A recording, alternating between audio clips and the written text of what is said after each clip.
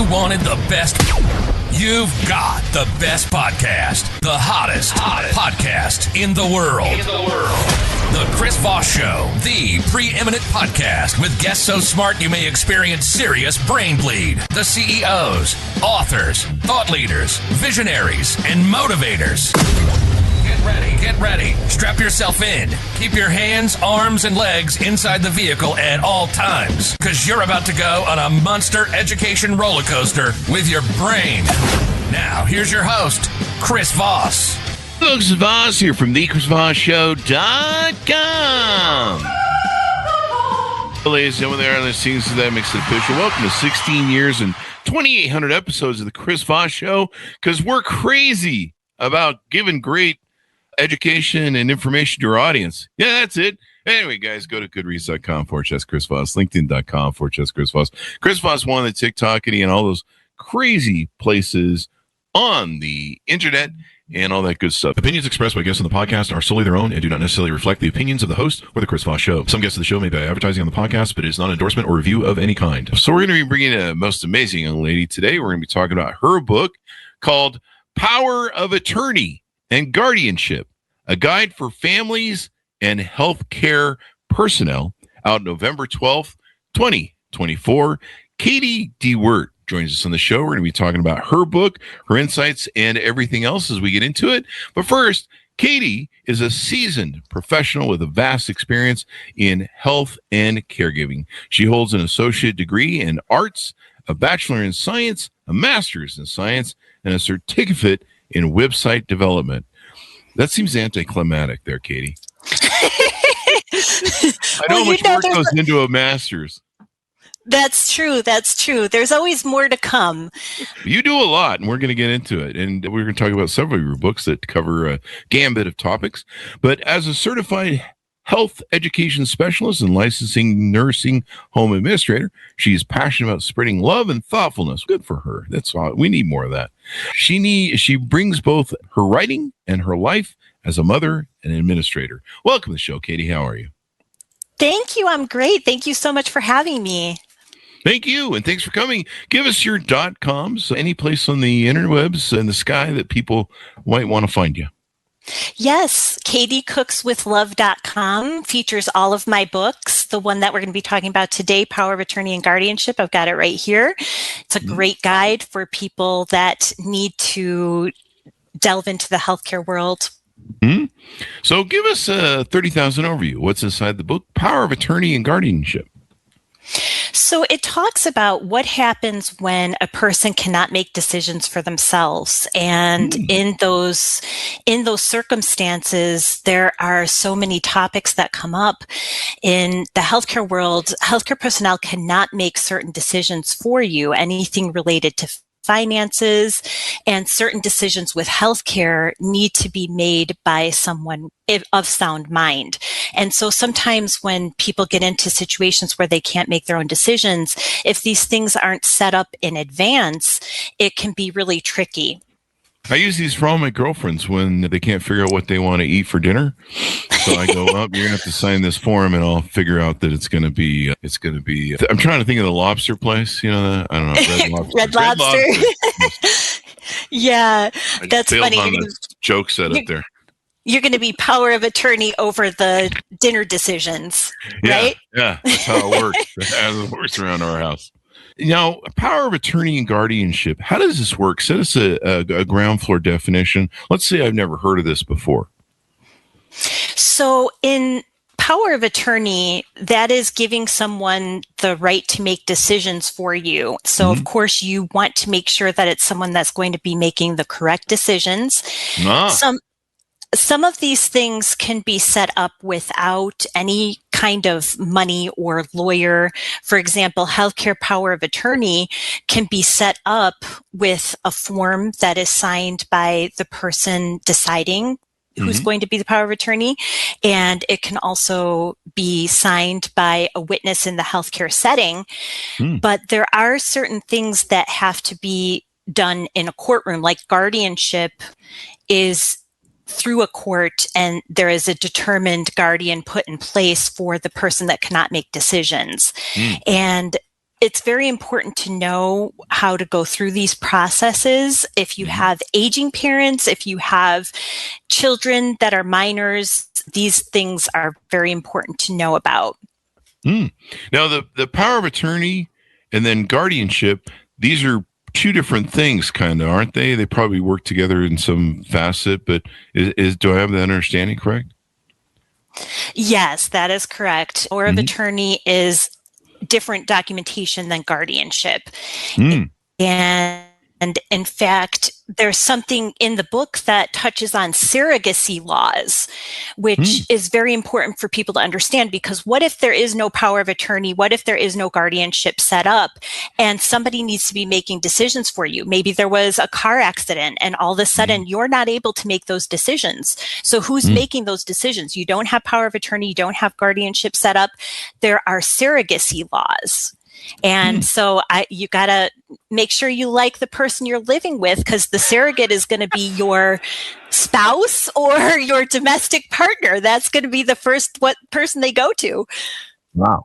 Is that also the person who might inherit the insurance policy if they decide they want to kick the plug out on me because they have power of attorney? Hopefully you've got people that are really lobbying for your best interests in those situations. I don't know. I mean, a lot of these married people at COVID, they found out most of them didn't like each other, and I've heard some stories too about just some of these marriages. I don't think I'd ever trust somebody in the case that they also hold beneficiary to my life insurance. You know what I mean? Right. I'm just being funny. Now, guardianship, that's a little bit different, right? Where is that where, I mean, obviously are you guardian over your children, right? Until they hit 18. Isn't that just a de facto thing, or is it not?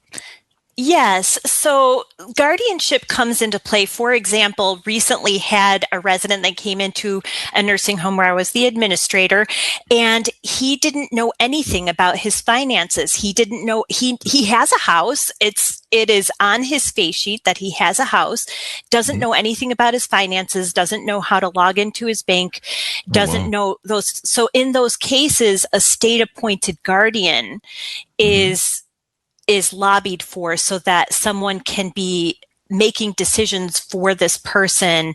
And, therefore we go through the court system, through the guardianship process. As a nursing home administrator, I'm going to set up with a state appointed guardian, which is just someone that works for the state and makes decisions based on what that person needs, what's going on. If they have a house, do they want to use it for their care? And it's always so important that even if somebody is not decisional, they can still tell us some of what is important to them, always making decisions based on what it is that they want. Yeah. Yeah. And looking out for folks, I mean, we live in this environment right now. I think sometime in the last month, we had a guest on who introduced me to the phrase, the sandwich generation, or the sandwich parents, or something like that. But basically, it is we have people living older and longer than ever before in human history. I mean, back 100 years ago, I was dead. Most people were dead by the time they were my age. I think 45 or something was like the peak. And even when they created Social Security, I think 10% of people hit 65. U.S. government's, this is a great deal for us. Now they're like, oh, crap. How are these people living? Let's come up with things to kill them. Anyway, let's start a war. Anyway, it's 2026, folks, if you don't understand that joke. But so we have these, and I guess the sandwich parent or the sandwich generation now, the problem they have is they have children on one side of the sandwich that, they have to take care of. And then they have parents on the other side of the sandwich they have to take care of. So they're literally taking care of two different people, probably changing diapers on both ends. I don't know. Yeah, exactly. Now, let me ask you this: my sister has had MS, and she had it very early, and it's the disabling one. And, she's spent the last 10 or 15 years in what you call nursing homes or care centers. Is there a difference? You could call it a nursing home, skilled nursing facility. Those are one and the same. Yeah. And it's been an interesting thing to see some of these centers and how they operate and stuff and different things. And she's moved between about 4 or 5 of them. And let's just say for for an example of how a power of attorney should be used, let's just say that maybe a psychiatrist recently started coming in and having her sign papers to receive psychiatry care. And my mother has power of attorney. My sister is in full dementia and MS, dementia from MS. So should that have happened in that case? If it were to happen. No. In the case that a person is incapacitated and cannot be making decisions, there are a lot of cognitive tests that nursing homes are required to perform. And if those cognitive tests are in a certain format and they have a decisional person like your mom who's the power of attorney, that is the person who should be signing those forms. What would you do to reconcile that if that happened? If it happened. I think, you want to look at what does your mom also want what this person is advocating for? No, they did okay. it right behind her back. Assuming that it happened, let's put it that way. Yeah, if that's the case, I would definitely first go seek the administration of the facility so that you can let them know what your wishes are. As your mom, as the power of attorney, has the right to say, I don't want this for my child. I did not sign off on this paperwork. This needs to be reversed. Yeah. I mean, she can't make decisions at home. My brother, who hasn't seen her in a few years, went and visited her yesterday, and she didn't remember him. And, that's where we're at. But yeah, there's a very powerful thing. And I think more and more of this sandwich generation folks, they're dealing with dementia, Alzheimer's. It's very sad to watch someone disappear, and they're still alive in front of you. They're not dead.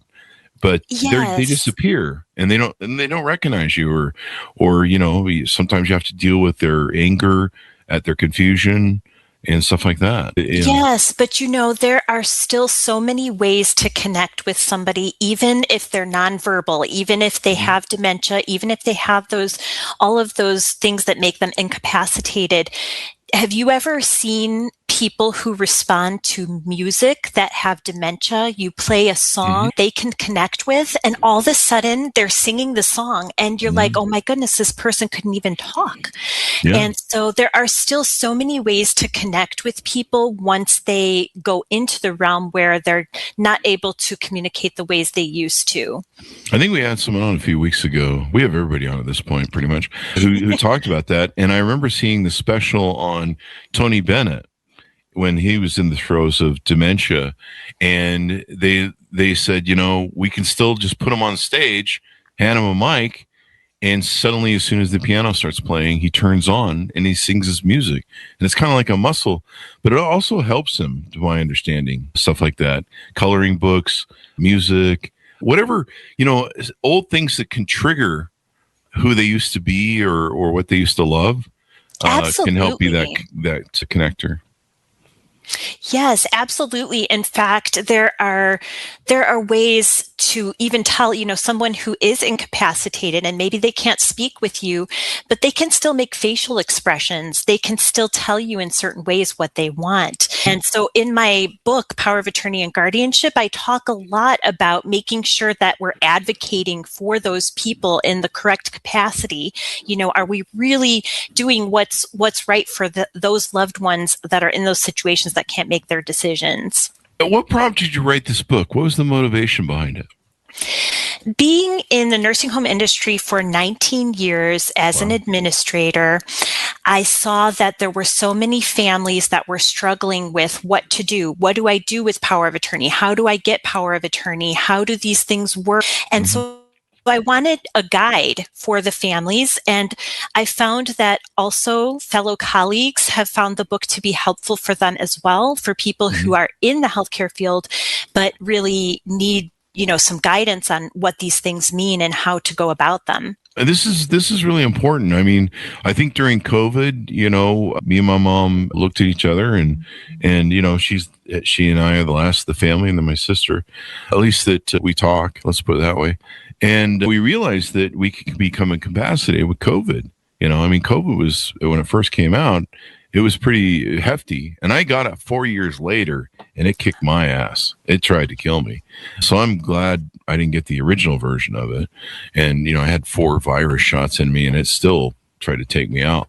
And so we did the thing where we went and got the legal documents signed and notarized, where if we were to be incapacitated and couldn't make decisions for ourselves, because we're like, this COVID was really crazy how fast it was moving. And you couldn't even be in the hospital with your person. We had all those signs. So we got anticipation for that. And then, it's good to have, because if, like you say, if you're in a situation where you can't decide. I remember I recently went into surgery this last year for 2 hernias, and the hospital made a big stink about it. And I was like, what's the big deal? And they're like, well, you end up, I don't know, vegetative state, or you end up, and then, this is a non-resuscitation thing too. Do you get into that, the decision of whether or not they should pull the plug on you? Those things would be covered definitely in all of your what you want for what happens. So in the power of attorney, you can define those things. What is it that you want? Do you want supportive life? Do you want a machine to keep you alive? Or, what is it that you want? You can put those things right into your power of attorney paperwork. Yeah. I just told him to hook up a podcast mic in the thing so I can keep doing the show, even though, I don't know, I'll probably tell better jokes if I'm incapacitated. I don't know. People in the article, yeah, they'd probably be better. Yeah. Listening to you drool might be more interesting than what you do now, Chris. Anyway, that's why we have wonderful guests on. Anything more you want to talk to us about this book, and we'll move to your other 2 books, if not? Yeah. Additionally, I think it's really important to think about what kinds of things would I want. As you said, you went and got that paperwork signed and you have everything mapped out, but a lot of people don't have it mapped out. Do your loved ones know what you want when something goes down?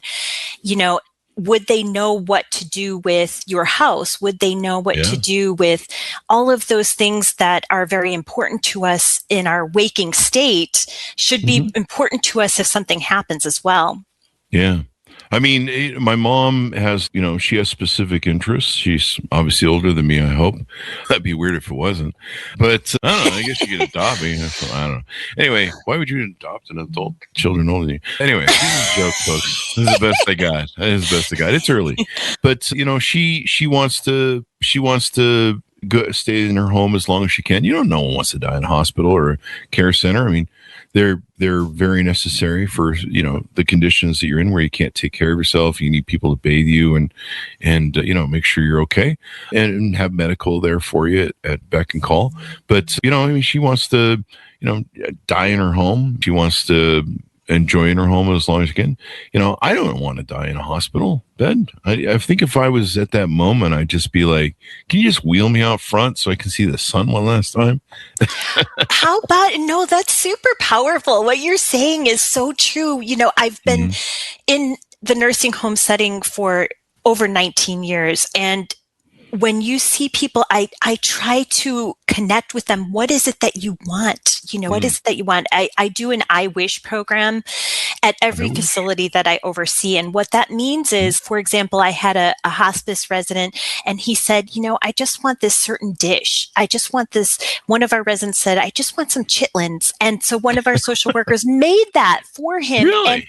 And it was so beautiful. What a way. One of the hospice residents said, I want to see my son perform in high school band. So we got him there with our caregivers.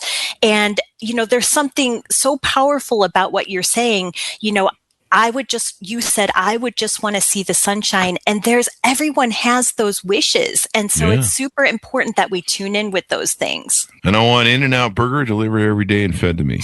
Get it all down. What is it that you want? I'm not sure that some of that would be healthy for me in that state of dementia, or probably make it worse. But, whatever we can do there. So we have that book there. And then you have 2 other books that we wanted to touch on. Which one do you want to talk about first? We'll talk about Katie Cooks for You with Love. That was actually created with all of my children's favorite recipes. So all their favorite things like they loved the chicken noodle soup. And so over time, I've created these recipes for them, their favorite things. And this is what the book is. Chicken bacon burgers on a pellet smoker. That sounds good. Oh, yes. Yeah, that does sound good. I might have to take a break to go eat some really quick, folks. Yeah, sounds good. Yeah, it's one of my children has type 1 diabetes. And so it was very important that I was creating things with higher proteins. You know, some of the recipes have higher protein. His favorite is the meatloaf. That is in the cookbook as well. Yeah, so I found also, you know, being a working mom, you need some recipes that are quick and easy. You know, some of these in the cookbook are a little more, take a little more time, but some of the recipes you can get home, whip it up, have it on the table, and you've got some nutrients right there. Now it says Katie cooks for you with love. This seems like it's a little misleading because you're not coming over and cooking. You're just giving me your book. I do have a few YouTube videos out there, and I'd be happy to cook for people as well if that should ever arise. But I do, it is a passion of mine to cook for the people that I love. And every Christmas, I have everybody over at my house. I cook for 12 hours and making everybody's favorites. I love to cook for people. Do you have any adoption options at your home, at least around Christmas time? Sure, come on over. I'm a single guy, man. Anytime anybody offers me like home cooked food, I'm like, I'll be there in a minute. What do you want me to bring? I'll be there. There's nothing like home cooked food because I live out. I'm always eating out at I eat pretty well fine dining and stuff, but I also eat some crap. But yeah, it's cooked meals is the best. I used to go over to my friend's house when their wife or their parents would cook for Thanksgiving or something. And they're like, "Is Chris still in the kitchen?" And I'm just sitting there just eating everything, and they're just like, "Is he okay?" Yeah, he's single. He's a single guy. No one feeds him, so he just loves home cooked meals. My grandma was like that. She I don't know what it was, but she could cook with love. And that's amazing. You go in and she'd be like, "What do you want? I'll make you anything you want. What do you want?" And you'd tell her, and you kind of knew what she always made, and she'd make it with love. And then she'd sit and talk to you, and then she'd sit with you in the thing, and boy, it was so wonderful. Was your grandma the one to have the parties like Christmas and all we the do celebrations? the big Thanksgiving, Christmas, and we'd have this huge table and 3 families of the sons over, and we'd do the big spread there, that thing. Yeah, it was always wonderful. And home cooked food is just, I don't know, it's just made better than, the crap you get at McDonald's.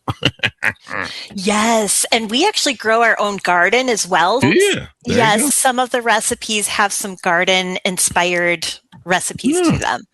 That's what we need. More gardens, folks. Eat at home. I buy most of my food from a local farm, and salads and fruits and vegetables and eggs and meat and all that sort of stuff. And boy, the quality is so much different than the crap you get at the store.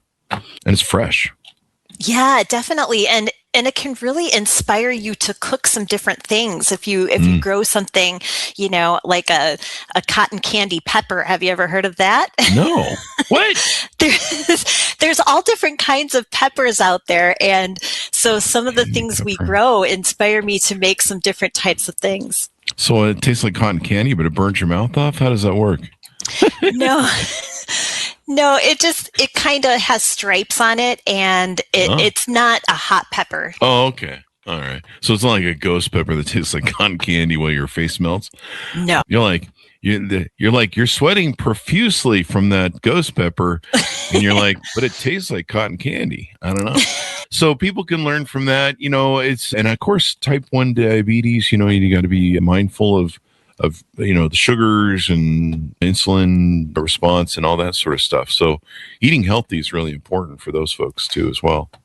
Yeah. And, a lot of people don't realize type 1 diabetes is usually caused by your own immune system attacking the pancreas. Oh, really? Yes.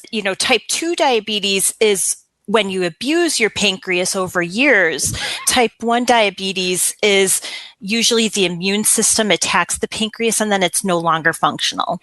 It's a wonder I don't have type 2 because of all the abuse I gave. I used to do 15 Mountain Dews a day, huh? I still look back and go, what the hell was I doing? That was that was a dark part of my life or something. I don't know, something like that. But yeah, I mean, eating healthy, eating good foods, learning to cook at home. There's so many people that feed their kids these processed foods. I shudder to think about all the what do they used to call those things? The fish fingers. The parents fish sticks. Yeah. Fish sticks. And I think we used to put our finger in our arm. But, we were creative when we were kids because we didn't have iPhones. We just had dirt clods and fish fingers. But I remember, the frozen foods and all that crap. And now I just look at that stuff and I just go, man, what kind of rock gut we're eating? But, I don't know. Yeah, and I still throw some of that kind of stuff into the rotation, depending on what's going on. If you got to look at the nutrients, what are you getting out of it? If you look at the package and you're getting some kind of vitamins, minerals, those kinds of things can still be had through some frozen things. But it is so much better when you cook from scratch. And let's round out to your other book, Divorce Without a Lawyer, a Beginner's Guide. I hope it's a beginner's guide because, is there advanced level by your fourth or something? The reason I created that book, all of my books, any book that I've written it to help people in certain ways. And so I was sitting next to someone on an airplane who was running a homeless shelter, and she was describing that there are people that are stuck in marriages and homeless shelters, and they have no way of getting out of this marriage. And so I was able to draw from some experience that there are economical ways to go through a divorce. And I like that because I've had friends that have gone through divorce court, and the money they have spent. I'll give you an example. So I had a good friend, and they weren't married; they were living together, and they had some twins, and they decided they didn't like each other, which they should have figured out long before, because I figured out they didn't. But they had kids, and that's kind of they figured out what creates that stuff, and evidently they should have stopped that, but they didn't, and they had kids. So when they separated, they had to figure out who got control of the kids and who got paid and all that stuff. And I remember my friend, and this is, I don't want to say a lot of attorneys do this, but many attorneys, they're just in it for the money and they bill for time, and they understand their requiem of the court. And there's a lot of stalling you can do throughout these courts.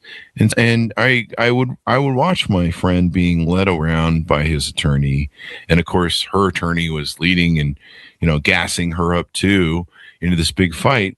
And they both at first the judge said, here's the options we'll probably have here of who gets what and what gets who, and who gets this and who has to spend more time with the kids. And it was pretty obvious because he was a work at home entrepreneur, photography father, and she would fly to San Francisco all the time to do account work at a big accountant firm. So she was never around much, but somehow she suddenly wanted to be a stay-at-home mom, and then he was supposed to pay for everything. And the judge is, not the way you guys are set up. No, it's not happening. And so they decided they want to fight over it. And, both attorneys are gassing them up. They each spent on credit cards $50,000 each, $100,000 to pay their attorneys to fight over stupid shit. And in the end, when they finally ran out of credit card room and, realized that what the hell is going on here, and that they're being, led around by the nose by the attorneys, they finally settled. And you know what they got in the settlement? They got the exact damn thing the judge was going to give them in the first place.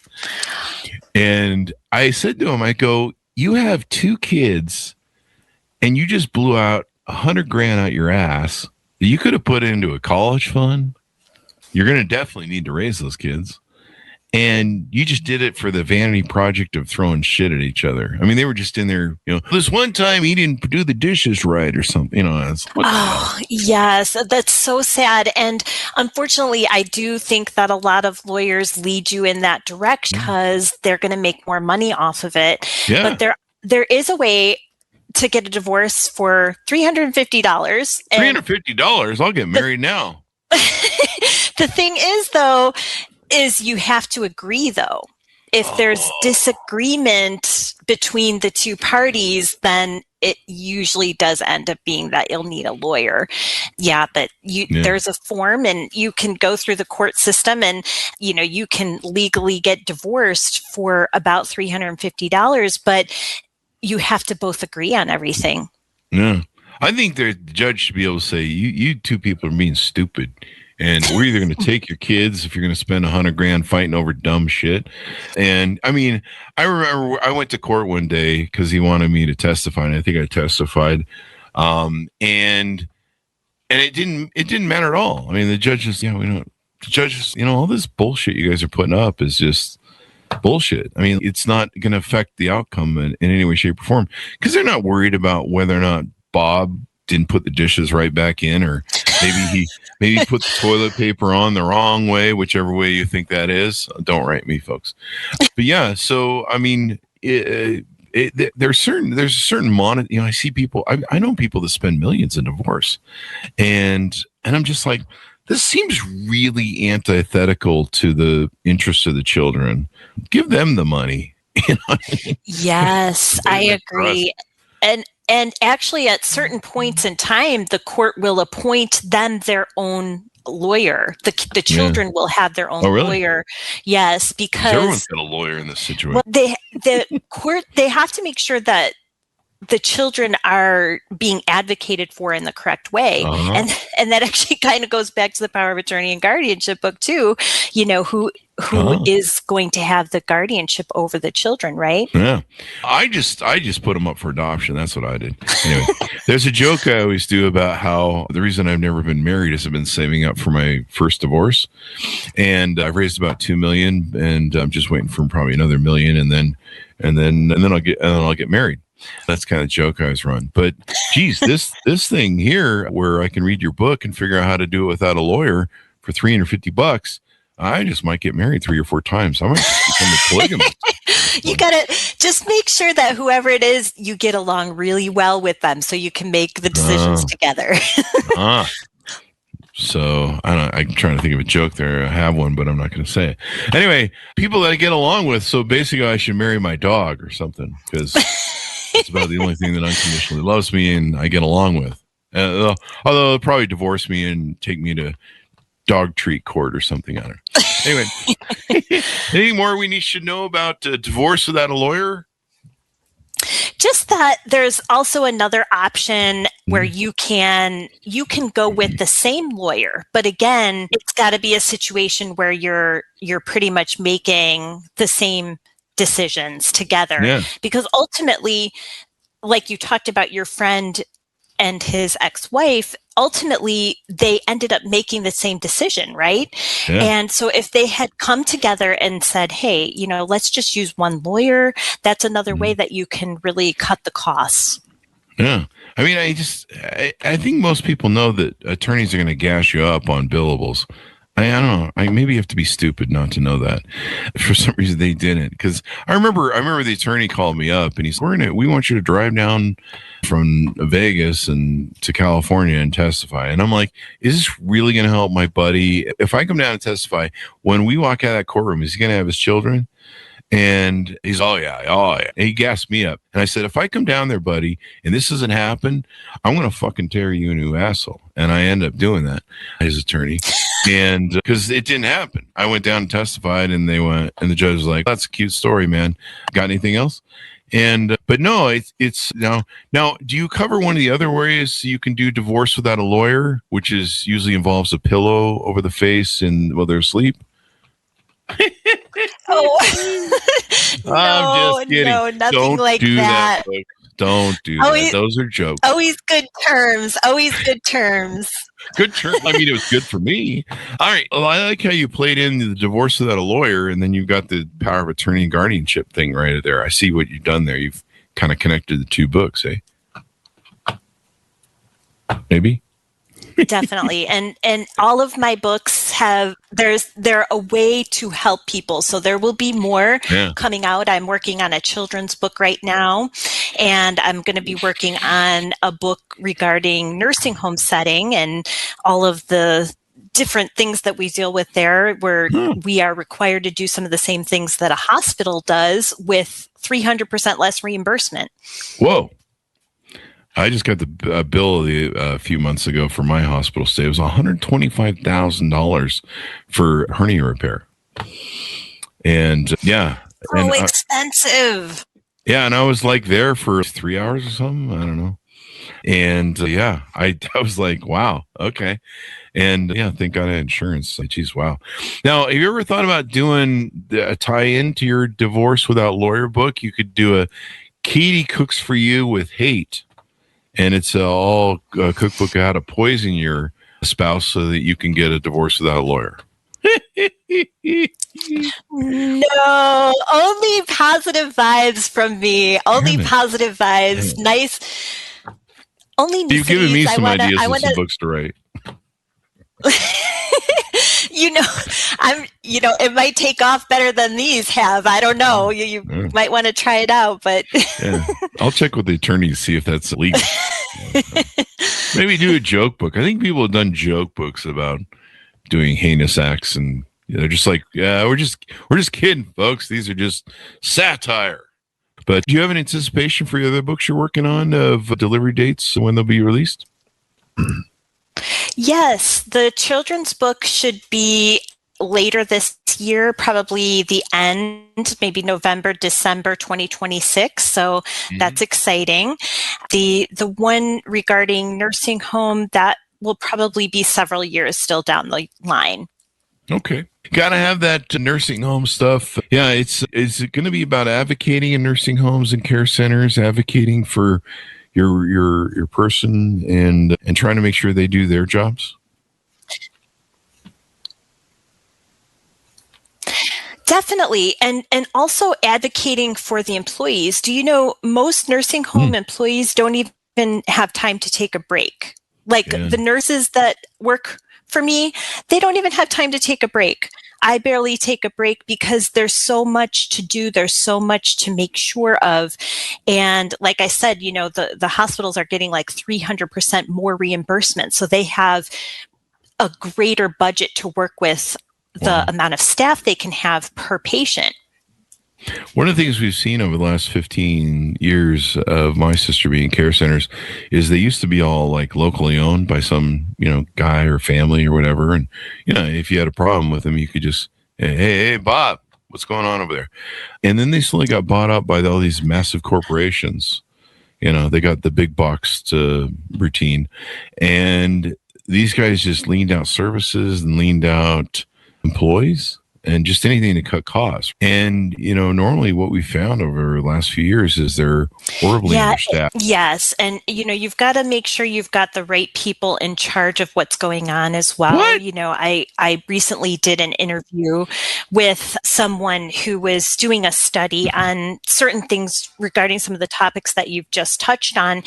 But, the leadership has to care. And if you don't have someone who cares that is leading a nursing home, then to me, those things that you're talking about are going to become so much worse and become such a problem for the people that are laying in bed in those nursing home settings. And we see a lot of temp workers and coming in and out of different facilities. And these temp workers, they're not there for long term. And so a lot of them are just slumming it as they go by. I'm not saying all people are slumming it in the healthcare field there, folks. I'm just saying some of the situations of these big buyout companies, and they've got to be paying way more than.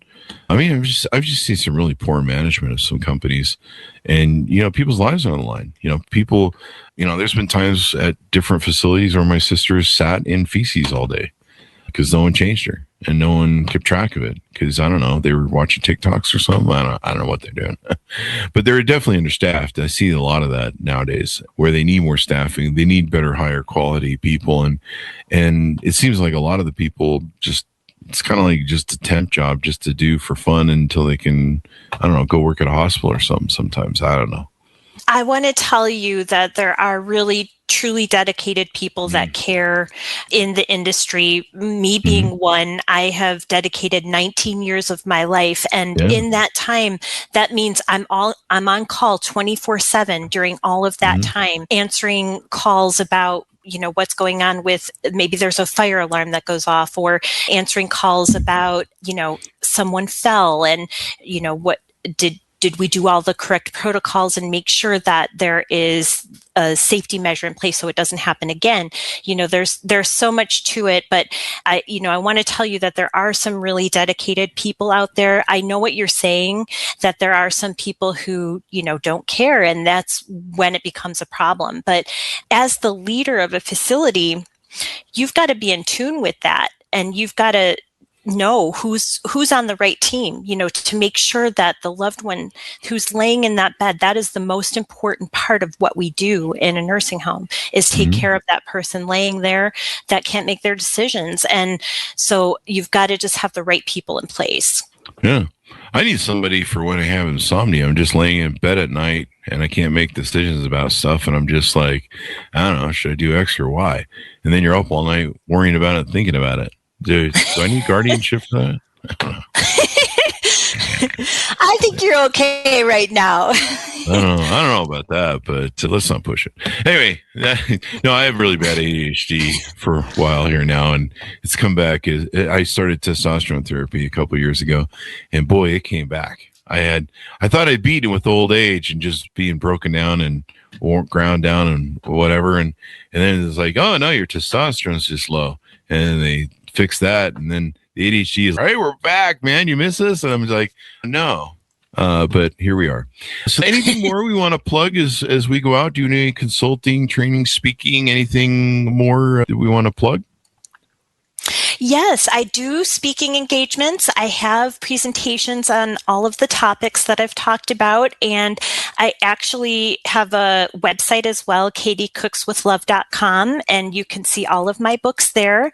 And there is a way to email me through the website as well. So if you have any desire to see more information on the power of attorney and guardianship, I have a 1-hour presentation on that. I'd love to come out and help folks guide through those different topics. Yeah. You ever thought about moving to Utah to oversee a facility? For your sister? Oh, is that where? Yeah. You know what? I hope that you can find a place that has someone who really cares and, puts their heart out there to make sure that your sister's well taken care of. They're trying to do the best job they can there. So assuming I haven't made up all these stories to keep, the scary thing is they can just evict these people if you raise a little bit too much hell, or they don't like the person they're taking care of for. They can just give them a 30 notice and kick them out. Is that true? I know it's true. Not really. No, there's a whole process, because there's something called. There's a process called involuntary discharge, but usually it's only for non-payment. Each state is a little bit different. So in the state of Illinois, there is something called involuntary discharge, but it's usually only if there's non-payment. That's kind of interesting. We'll talk after the show. So it's been wonderful to have you on. Give people your final pitch out on the books and .coms and where they can find you, and the YouTube channel too. You can find me at katiecookswithlove.com. I would love to come and tell you more about these topics if you're interested. Check out my YouTube as well, Katie DeWerdt, and I look forward to seeing some great people benefit from this information. Yeah. Thank you very much, Katie, for coming on the show. We really appreciate it. Thank you so much for having me. Thank you. And thanks, friends, for tuning in. Order up our book wherever fine books are sold. It's called Power of Attorney and Guardianship, a guide for families and healthcare personnel, out November 12th, 2024. And you can find our other books there as well on the Amazonian website. I don't know what the hell. So thank you for tuning in, everyone. We certainly appreciate it. The Amazonian website. I don't know what I'm up to there. Is Jeff Bezos going to sue me now? Anyway, guys, go to goodreads.com/Chris Voss, LinkedIn.com/Chris Voss. It is a pretty wild site. So, it's Amazonian and all those places on the internet. Be good to each other. Stay safe. We'll see you next time. You've been listening to the most amazing, intelligent podcast ever made to improve your brain and your life. Warning, consuming too much of the Chris Voss Show podcast can lead to people thinking you're smarter, younger, and irresistible sexy. Consume in regularly moderated amounts. Consult a doctor for any resulting brain bleed.